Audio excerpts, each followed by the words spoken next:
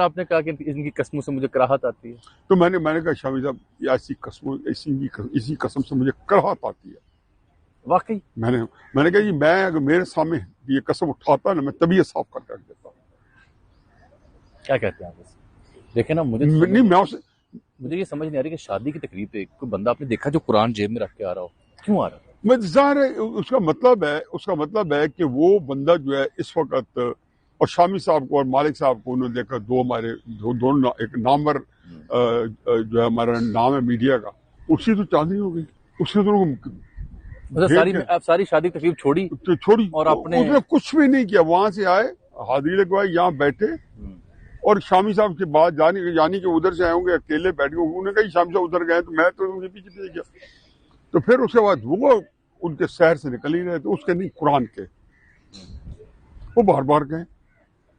شامی صاحب میں کیا کہہ سکتا ہوں. ایسا بھی بتائیں یہ لوگ ایسا کام کرتے کیوں بعد میں قرآن پہ قسمیں اٹھانی پڑتی ہیں؟ نہیں، کام تو دیکھو جرائم پیشہ بندے کے بارے میں ہمیں اب انہیں بار بار جرائم پیشہ کیا ہے؟ مجھے تو آرمی چیف سے پاکستان کے 2 دفعہ ایکسٹینشن ہے، کیا میں تو کہتا ہوں میں کہ پاکستان کے جتنے فوجی جرنیل رہے ہیں نا، انہوں نے پاکستان کے ساتھ اچھا سلوک نہیں کیا، لیکن کسی کو میں پلانٹڈ نہیں سمجھتا ہوں.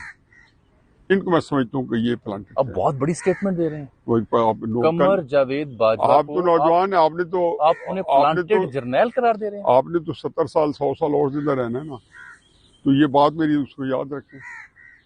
Planted by whom? میں امریکیوں کا CIA کا آدمی تھا. For what? فارورڈ پاکستان کو یہ تباہ کرنے کے لیے جس مقام پہ پہنچا کے گئے پاکستان کا. آپ نے کیا خیال ملک اس سے نکل سکتا ہے؟ یہ بڑی خوفناک سٹیٹمنٹ آپ دے رہے ہیں. نہیں تو اس نے بہت آرگنائز کرائم کیے ہوئے پاکستان کے خلاف. فار انسٹنس 5 اگست 2019 کو کشمیر دے دیں آپ، اور مجھ سے آپ پوچھیں کہ فار انسٹنس، اور پھر لوگوں کو بلا کے کہیں، فوجی جرنیلوں کو بھی علیحدہ اور جرنلسٹ کو علیحدہ کہیں کہ پاکستان کے ٹینکوں میں تیل نہیں ہے. اس ملک کو کہہ رہے ہیں جس کے پاس 150-200 نیوکل بم ہے، جس کے پاس ٹیکنیکل نیوکل ویپنز ہیں، جس کے پاس ایسے میزائل ہیں کہ پوری دنیا کو تباہ کر سکتا ہے امریکہ سمیت. آپ اس ملک کو بتا رہے ہیں کہ اس کے پاس تیل نہیں ہے. کیا ٹینکوں نے لڑنا ہندوستان کے ساتھ؟